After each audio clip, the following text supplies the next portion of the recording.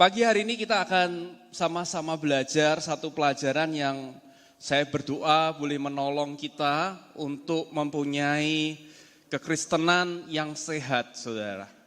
Pada pagi hari ini saya kasih judul, apa yang saya ingin bagikan adalah Start from the Inside. Mulai dari dalam. Nah, kita akan belajar dari kisah para rasul.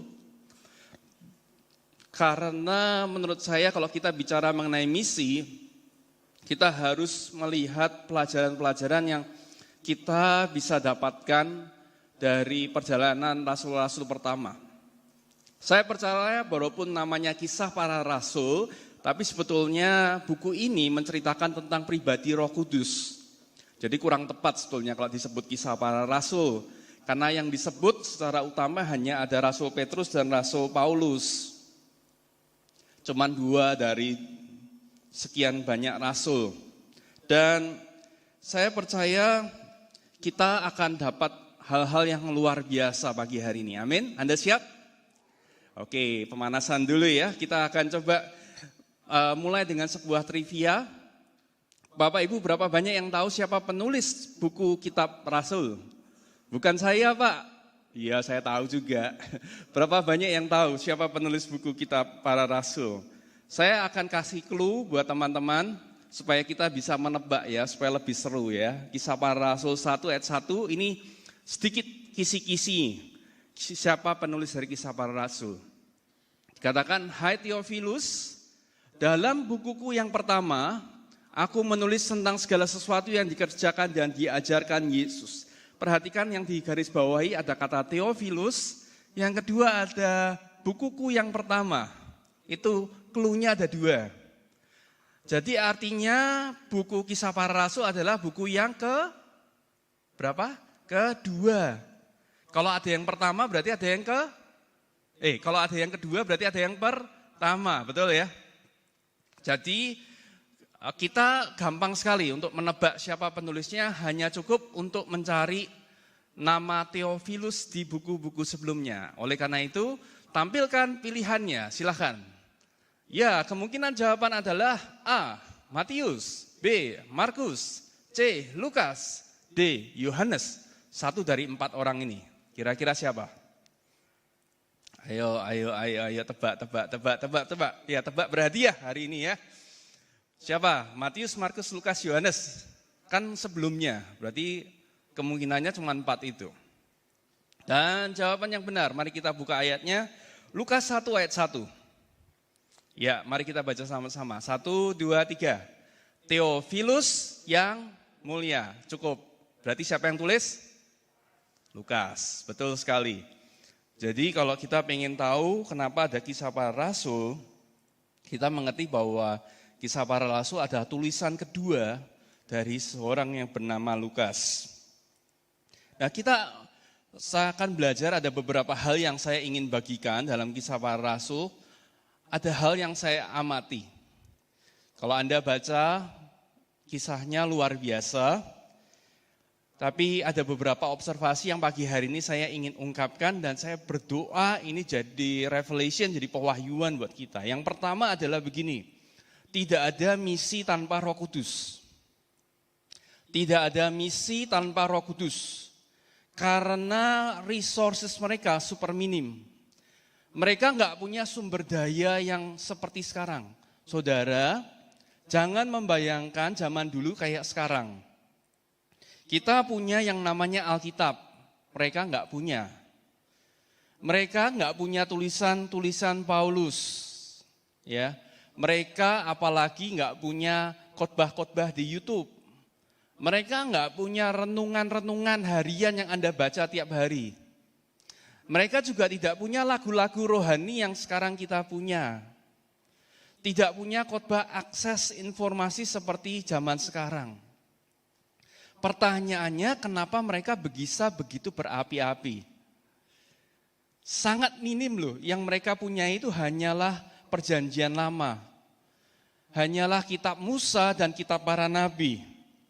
Mazmur, buku-buku lama, dan pengajaran-pengajaran Yesus yang diceritakan secara oral, secara verbal. Itu luar biasa. Ini nanti kita akan belajar dari sini. Kenapa ini sangat penting? Dengan resources yang sangat minim, mereka bisa membuat kegerakan yang sangat amat luar biasa. Yang kedua, pelajaran yang saya temukan adalah kepenuhan Roh Kudus itu selalu dapat dirasakan oleh orang lain. Tahukah pada waktu rasul-rasul itu mulai berbahasa roh, kota di mana mereka tinggal itu gempar. Saudara, kadang-kadang kita sudah terbiasa ya dengar istilah bahasa roh. Minggu lalu kita sudah bahas tentang bahasa roh adalah bahasa tanda bahwa Anda menerima kepenuhan roh. Tapi tahukah saudara bahwa orang bahasa roh itu bisa dideteksi kepenuhannya, saudara.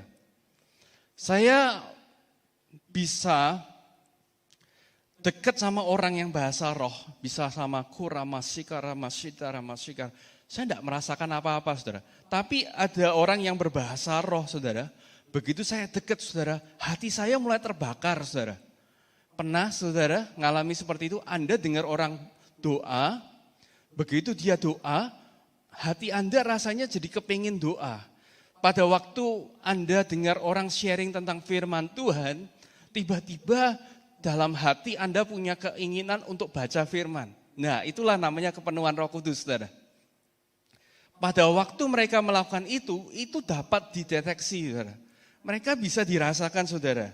Jadi tidak semua orang memang, saya berkata, Anda nyanyi, mau nyembah Tuhan, ya baca Alkitab, tetapi gerengnya, saudara, itu mestinya sangat bisa dirasakan, saudara. Yang ketiga, pelajaran ketiga adalah kesuksesan misi bukan karena sebuah strategi, namun justru karena kesulitan dan aniaya. Kalau kita baca dalam Kisah Para Rasul 1 ayat 8, Anda akan lihat bahwa yang memerintahkan murid-murid untuk menjalankan misi adalah Tuhan Yesus. Jadi murid-murid itu tidak punya strategi, saudara. Tidak punya ide besar, habis ini mau kemana, habis ini yuk kita kumpul yuk 12, kamu ke Afrika ya, kamu ke India ya, kamu ke sini ya bagi strategi ya, nanti habis ini begini ya. Enggak ada strategi-strateginan, saudara. Tapi kita temukan bahwa yang membuat Injil itu tersebar luas itu karena aniaya, saudara. Tanpa rencana mereka itu dicerai-beraikan dan kemudian Roh Kudus bekerja melalui situasi dan kesulitan yang mereka hadapi. Jadi di sini kita lihat bahwa dalam tanda kutip aktor intelektual sesungguhnya adalah Roh Kudus. Tidak dapat dipungkiri bahwa pribadi Roh Kudus adalah aktor utama dari Kisah Para Rasul. Nah, saya pagi hari ini ingin bagikan beberapa poin, tapi ada 1 atau 2 poin yang saya ingin tekankan pada pagi hari ini. Bagaimana kita bisa mengalami seperti apa yang dialami oleh Kisah Para Rasul? Yang pertama, poin pertama adalah kejarlah rasa lapar dan haus yang benar. Kejarlah rasa lapar dan haus yang benar. Saya ingin pagi hari ini kita belajar untuk berpuasa. Tapi berpuasa dengan benar, saudara. Teman saya kemarin, teman Katolik saya tanya kemarin malam, Pak, kalau di Kristen tuh ada novena apa enggak? Ada, mestinya ada dong. Kita menanti pencurahan Roh Kudus dengan doa, dengan penantian. Saudara, tahukah bahwa yang namanya kelaparan atau kehausan akan Tuhan itu sangat amat diperlukan di dalam kekristenan. Oleh karena itu, kita mau belajar satu prinsip ya. Satu prinsip yang para rasul lakukan, dan saya percaya kalau kita lakukan juga, kita akan mengalami yang namanya kesehatan dalam rohani kita. Saudara, tahukah bahwa pada waktu rasul-rasul itu menanti Roh Kudus, apa yang mereka lakukan? Mereka berkumpul selama 10 hari, mereka keluar dari aktivitas mereka sehari-hari untuk cari Tuhan, untuk bersekutu, meninggalkan aktivitas-aktivitas yang lain. Ini kuncinya, saudara, prinsipnya. Di dalam 1 Yohanes 2 ayat 15, saya akan terjemahkan dari The Message, katakan begini. Jangan mencintai hal-hal duniawi. Jangan mencintai hal-hal duniawi, karena cinta akan dunia akan mengeluarkan kasih Allah dari hidup kita. Di dalam terjemahan The Passion dikatakan, the love of God and the love of the world are incompatible. Enggak cocok, alias kayak air sama minyak tidak akan pernah bisa bersatu. Pada waktu kita mencintai hal-hal akan duniawi, kita tidak akan bisa punya cinta akan Tuhan. Dan itu adalah sesuatu yang sangat amat fatal, sangat amat krusial, dan kalau hilang dalam hidup kita, itu akibatnya fatal sekali. Nah, saudara, coba lihat gambar ini, berikut ini. Berapa banyak yang tahu kalau yang namanya garam dan gula adalah sebetulnya buat tubuh kita adalah racun. Semakin banyak gula dan garam, saya tambahin satu lagi ya, tambah tepung, saudara. Itu adalah racun dalam tubuh. Kalau Anda mau hidup sehat, hindari gula, garam, tepung, sederhana. Cobalah selama 1 minggu, dari 1 minggu ini, hari Minggu ini, sampai minggu depan, kurangi 3 hal tadi. Gula, garam, tepung, saudara. Ya, perhatikan. Karena apa, saudara? Hal-hal ini akan membuat kita ini suka yang namanya, kalau orang secara jasmani namanya junk food. Coba pikirkan yang namanya junk food itu selalu penuh dengan gula, garam, tepung. Pasti. Pada waktu kita menghindari 3 hal ini, saudara akan punya namanya appetite untuk hal-hal yang sehat. Hal-hal yang sehat. Ada begitu banyak orang tanya, ya, Pak, gimana caranya supaya punya kekristenan yang sehat? Gimana supaya roh kita berapi-api, bergairah? Harus melakukan apa? Saya mau katakan bahwa kuncinya bukan melakukan apa. Tetapi kuncinya adalah menghilangkan apa. Saya ulangi, kunci dari kekristenan yang sehat itu bukan melakukan apa. Tapi kunci dari kekristenan yang sehat itu menghilangkan apa. Saudara bisa baca Alkitab, saudara bisa nyembah Tuhan, bisa muji Tuhan, Anda bisa lakukan tugas agamawi semua, tapi Anda kehilangan passion. Saya mau tanya pagi hari ini, kapan terakhir kali kita membaca Alkitab dan hati Anda merasa bergetar? Saya tahu Anda baca Alkitab ya, tapi pertanyaannya adalah kapan terakhir kali Anda baca Alkitab begitu Anda buka seperti Tuhan bicara? Ataukah itu sudah terjadi sangat amat lama sekali dan Anda tidak menyadarinya? Kapan terakhir kali pada waktu kita berdoa, waktu jam doa, baru kita datang, baru kita berdoa, Tuhan, baru ngomong Tuhan, Anda merasakan hadirat Tuhan yang begitu kuat. Kapan terakhir kali seperti itu? Atau jangan-jangan kita hanya melakukan rutinitas, doa iya, baca Alkitab iya, tapi tidak ada gerengnya sama sekali. Ini kuncinya, ini yang dilakukan kisah para rasul, saudara. Mereka tahu betul bahwa kuncinya bukan tentang memenuhi, kita harus penuh dengan apa. Tetapi kuncinya adalah kita ini harus mengosongkan apa yang perlu kita buang, saudara, dalam kehidupan kita. Maka itu saya berkata, berpuasalah akan hal-hal yang benar. Puasa yang benar bukan soal berhenti makan dan minum. Tetapi perhatikan, berhenti dari hal-hal yang bisa mematikan gairah rohani kita. Nah, pertanyaannya adalah begini, hal-hal apakah yang memberikan kita kepuasan terbesar di dalam kehidupan? Coba kita renungkan pagi hari ini. Apakah kita puas saat kita ini sukses dalam pekerjaan? Itu memberikan kepuasan terbesar. Dalam karir, dalam sekolah. Ataukah pada waktu Anda punya lebih banyak uang, Anda puas? Pada waktu Anda punya lebih banyak harta benda, kita merasa lebih puas. Atau semakin kita dikenal atau kita semakin populer, kita merasa puas ya kalau di Instagram di like yang followernya 1.000 atau 10.000, kita puas. Kepuasan kita dari mana? Ya, atau kita punya power, punya kekuasaan. Kita merasa, waduh rasanya hidup ini penuh gitu. Atau kesenangan, atau kenikmatan. Entertainment membuat kita puas. Atau yang terakhir, lebih banyak mengenal dan menghidupi kebenaran. Yang mana yang memberikan kepuasan dalam kehidupan kita?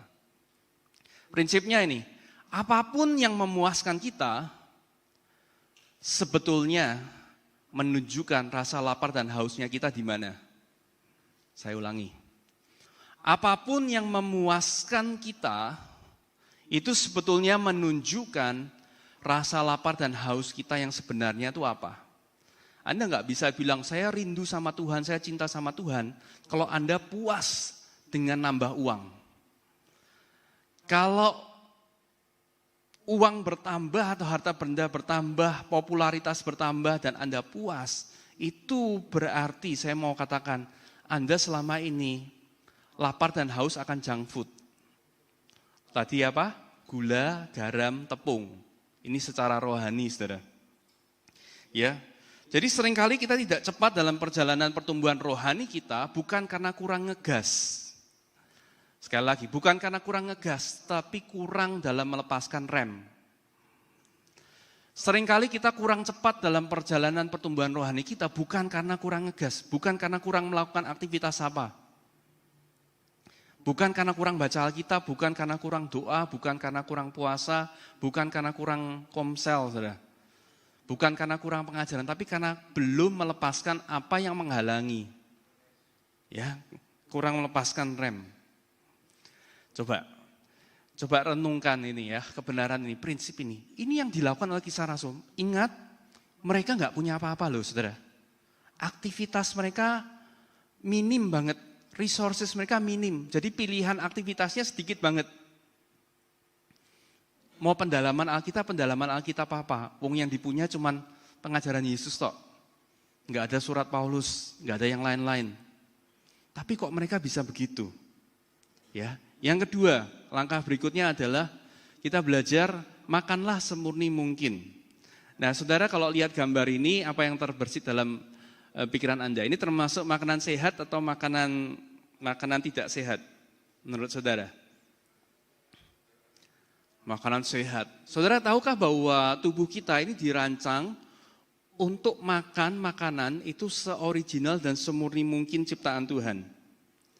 Saya belajar bahwa prinsip diet sehat itu adalah makanlah seasli dan seoriginal mungkin.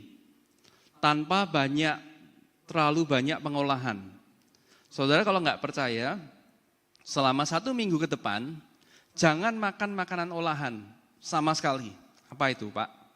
Jangan makan roti, jangan makan mie, jangan makan nasi putih kalau perlu. Makannya apa? Makannya biji-bijian. Semua yang diciptakan Tuhan dalam kitab Kejadian, buah-buahan, semua yang berbiji yang masih asli, yang belum diproses, kita makan. Coba lihat hasilnya dalam waktu 1 minggu. Anda akan kaget, saudara.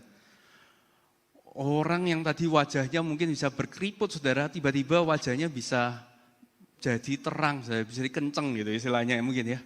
Makan makanan yang sehat adalah makanan yang seoriginal mungkin, seasli mungkin. Nah ini prinsip yang sama yang dipakai dalam firman Tuhan juga. Dalam 1 Petrus 2:2 dikatakan seperti ini. Dan jadilah sama seperti bayi yang baru lahir, yang selalu ingin akan air susu yang murni. Ya, kata murni ini perlu kita ingat, murni. Jadi yang kita butuhkan adalah air susu yang murni, supaya kita ini beroleh pertumbuhan dan beroleh keselamatan. Saudara tahukah bahwa penting sekali untuk kita ini merenungkan firman Tuhan yang kita baca. Ya, bukan membaca renungan firman. Saya ulangi, belajarlah untuk merenungkan firman yang kita baca, itu makanan yang asli, dan jangan makanan olahannya, makanannya namanya renungan firman. Jujur ya saudara, lebih banyak kita lebih nyaman baca renungan firman daripada baca firmannya, betul enggak? Ya, lebih gampang baca renungan firman atau dengerin khotbah daripada baca firmannya, pasti. Tapi saya mau kita belajar dari para rasul, kalau kita punya kehidupan yang sehat, roh yang kuat, itu pasti mereka tidak baca renungan. Karena zaman itu juga belum ada, saudara. Ya, pasti belum ada YouTube juga, nggak ada renungan firman Tuhan, nggak ada khotbah juga. Mereka merenungkan firman yang mereka baca, saudara. Bukan membaca renungan, saudara. Itu beda jauh, sangat beda jauh. Pada waktu kita merenungkan firman Tuhan, ajak Roh Kudus untuk terlibat. Karena firman Tuhan tidak mungkin kita mengerti tanpa bantuan Roh Kudus. Jadi kalau kita baca Alkitab kita tanpa Roh Kudus, itu ibarat hanya membaca buku agama, saudara. Mau dibaca berapa kali juga Anda nggak akan dapat apa-apa. Tetapi begitu Roh Kudus terlibat, itu komunikasi itu jalan. Semua yang kita baca menjadi hidup. Yang ketiga adalah konsisten berolahraga. Wah, olahraga. Hari ini kita sehat sekali ya. Konsisten berolahraga. Gambarnya ini, Yakobus 1:22 berkata begini, tetapi hendaklah kamu menjadi pelaku firman dan bukan hanya menjadi pendengar saja. Sebab jika tidak demikian, kamu menipu diri sendiri. Ya, gambar ini, saudara, berapa banyak yang pernah melakukan di rumah? Saya baca bahwa kalau kita melakukan ini 30 detik, atau 1 menit setiap hari. 1 menit setiap hari, itu tuh secara konsisten, itu punya dampak yang luar biasa. Saya akan mau katakan begini, bahwa olahraga menurut saya, olahraga 30 menit setiap hari, itu lebih baik daripada olahraga 4 jam, tapi seminggu sekali. Olahraga 30 menit setiap hari lebih baik daripada olahraga 4 jam seminggu sekali. Begitu juga yang namanya makan. Makan 3 porsi sehari itu lebih baik dari makan 25 porsi dalam 1 kali. Ya, nanti saya percaya Anda tidak perlu nyoba ya untuk mengerti. Coba, ini jangan makan puasa, nanti sampai hari Minggu baru makan langsung 25 piring gitu. Nanti lihat kesehatan Anda seperti apa. Jadi kita belajar bahwa pengetahuan yang banyak akan kebenaran itu tidak akan berarti banyak tanpa yang namanya penerapan. Penerapan adalah pengenalan adalah hasil kebenaran yang kita terapkan dalam kehidupan. Jadi apapun yang kita lakukan secara konsisten, walaupun sedikit, Anda baca Alkitab sedikit, Anda renungkan, Anda dapat sesuatu untuk dilakukan, lakukan saudara. Praktekkan firman Tuhan, dan itu akan membuat hidup kita lebih konsisten. Yang keempat adalah tentu stay in community. Tetap tinggal di dalam komunitas karena apa? Karena pastinya lebih mudah untuk melakukan poin A, B, dan C dalam komunitas yang sehat. Ya, pasti di dalam komunitas kita menjadi lebih terdorong untuk melakukan tadi yang poin saya A, B, dan C. Jadi pagi hari ini saya ingin tekankan poin pertama saja, ya. Action plan, saya ingin ajak kita, masih ada 7 hari sampai kita mengalami namanya merayakan Pentakosta. Kenali hal-hal apa yang Anda harus kurangi atau singkirkan, supaya kita mempunyai kelaparan dan haus akan kebenaran. Saudara, kalau Anda ingin mengalami Tuhan lebih lagi, yuk sama-sama lakukan satu hal ini. Lakukan target puasa. Coba punya target puasa. Saya berani jamin saudara, sebagian besar dari kita tidak perlu puasa makanan dan minuman. Saya secara pribadi mendapati puasa yang saya perlukan adalah puasa ini saudara. Halo? Ada yang punya ini? Halo? Ada yang punya ini? Semua punya ya ternyata ya. Saudara, saya mendapati untuk Anda dengar suara Tuhan secara maksimal, itu bukan puasa makanan dan minuman buat saya. Tapi puasa certain apps. Beberapa apps dari handphone ini saya harus nonaktifkan, saudara. Buat saya nggak tahu dengan Bapak Ibu yang lain. Tapi saya percaya sebagian besar dari kita, salah satu gangguan utamanya adalah ini. Percaya saya. Anda berkata, Pak, saya pernah dibaptis Roh Kudus, saya pernah berbahasa roh, Tapi sekarang saya jarang dengar Tuhan berbicara. Saya berani jamin, taruh handphonemu 1 minggu, matiin. Saya berani jamin setiap kali baca Alkitab, Anda akan terima pewahyuan yang berbeda. Masih nggak percaya kayaknya ya, saudara. Ya nggak apa-apa lah, nggak percaya nggak apa-apa. Yang penting buat saya sendiri. Ya, saudara, pada waktu beberapa apps saya mulai nonaktifkan, saya jarang lihat. Ya, saya jarang lihat kecuali betul-betul perlu gitu ya. Saya kaget saudara pada waktu baca Alkitab. Apa pewahyuan akan firman Tuhan itu bisa lebih lebih deras. Baru baca ini tiba-tiba langsung bilang, oh iya, kan Tuhan Yesus ngomong dalam Matius 5. Oh iya, di dalam kitab Wahyu kan juga ngomong seperti itu. Tiba-tiba semua Alkitab ini seperti kayak nyambung, saudara. Tiba-tiba kepingan-kepingan ayat yang mungkin Anda pernah baca, tiba-tiba menjadi hidup. Oh, sambungannya itu ternyata. Ternyata ini. Saya percaya itulah yang dikerjakan oleh para rasul-rasul, saudara. Saya yakin banget, saudara.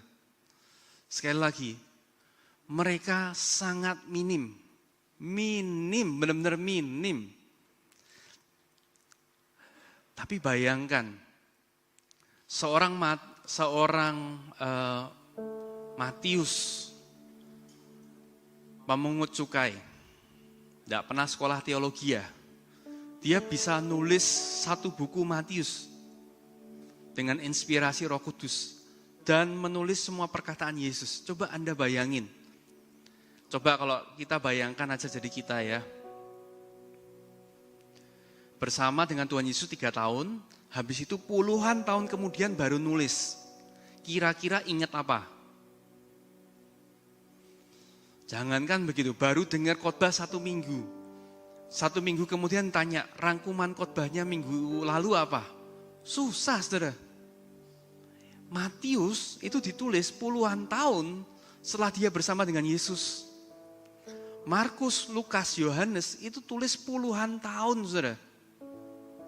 Bayangin, kalau bukan karena duduk diam, karena Roh Kudus yang inspirasi tulis, saudara. Gimana caranya mereka bisa tulis sepanjang itu, saudara? Gimana caranya rasul-rasul itu bisa mengabarkan Injil seperti itu? Dengan penuh kuasa, kalau mereka nggak duduk diam. Kalau mereka nggak ngambil waktu untuk merenungkan firman Tuhan. Nggak mungkin.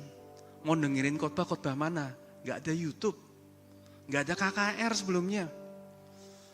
Ya, mereka hanya punya pribadi Roh Kudus.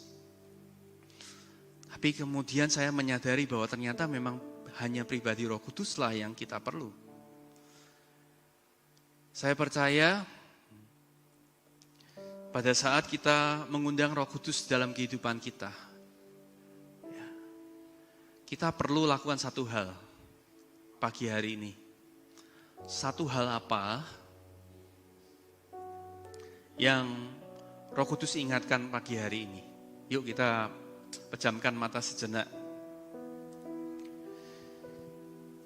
Saya percaya pada waktu saya berbicara mulai ada beberapa dari Anda yang berkata, saya rindu momen-momen pada waktu saya baru berdoa atau waktu nyanyi, Tuhan Kau besar, aku bisa merasakan hadirat Tuhan dengan kuat. Pada waktu saya baru menyentuh keyboard, baru main sedikit aja, saya bisa merasakan Tuhan. Tidak perlu banyak. Saya percaya itu lahir dari rasa lapar dan haus yang benar. Pagi hari ini tentukan, yuk. Pagi hari ini saya undang kita untuk bertanya sama Roh Kudus. Tuhan, satu hal apa yang saya harus hilangkan dari hidup saya? Yang saya harus hilangkan dari rutinitas keseharian saya? Kalau Anda berdoa, Tuhan aku mau ngalami seperti kasih mula-mula. Kasih mula-mula. Satu hal apa yang harus saya hilangkan? Ibrani 12:1 katakan begini, karena kita mempunyai banyak saksi bagaikan awan yang mengelilingi kita, marilah kita menanggalkan semua beban dan dosa.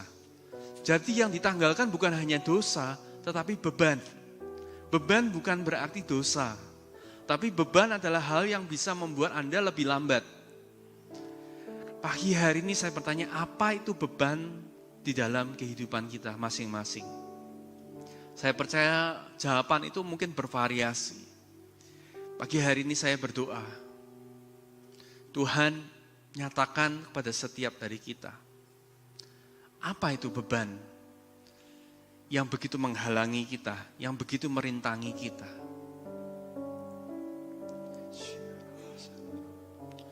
Yang bisa bahasa roh, saya ajak kita untuk berdoa berbahasa roh sama-sama. Sikarata sikara bakaras. Hera bakara sikara yarap. Sikara kara bakara tepus. Dekara bakara yarap. Sikara yara darabas sikara yara. Hera darabas sikara yara bakara rabah.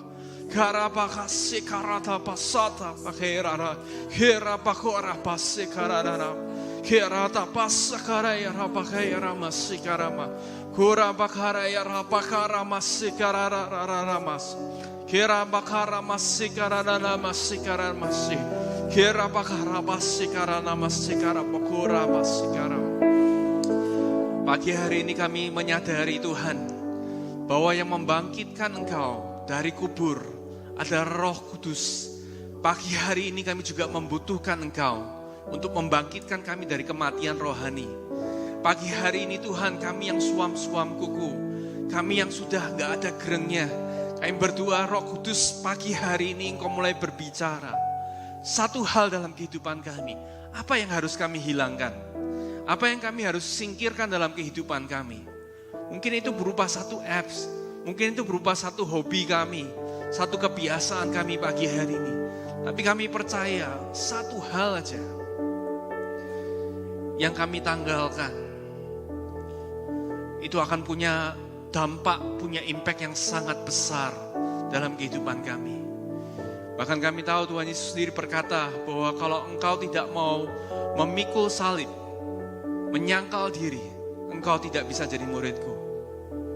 Pagi hari ini kami tahu Tuhan ada harga yang harus dibayar. Sebagaimana para rasul mereka bayar harga. 10 hari mereka menanggalkan semuanya. Pagi hari ini kami berdoa Tuhan, biarlah dari lubuk hati kami yang terdalam, kami punya teriakan Tuhan, kami berkata, Tuhan, we want more of you. We want more of you. Kami rindu Engkau Tuhan. Kami gak mau lagi junk food. Kami gak mau lagi gula, garam, tepung. Kami mau yang asli. Kami mau yang murni. Kami mau Engkau yang berkarya dalam kehidupan kami. Pagi hari ini hamba-Mu berdoa melepaskan berkat. Kami percaya Engkau mengasihi setiap dari kami. Kami percaya Tuhan bahwa Roh Kudus pagi hari ini menyentuh setiap hati kami. Kami berdoa, biarlah kami pulang. Kami tahu apa yang harus kami lakukan. Dan minggu depan kami bertemu, kami percaya Tuhan kami punya stamina yang beda. Kami punya passion yang berbeda. Karena kami menemukan Engkau dalam keseharian kami. Terima kasih Tuhan. Terpujilah nama-Mu Tuhan. Kami berdoa Tuhan di dalam nama Tuhan Yesus Kristus. Haleluya. Amin. Amin.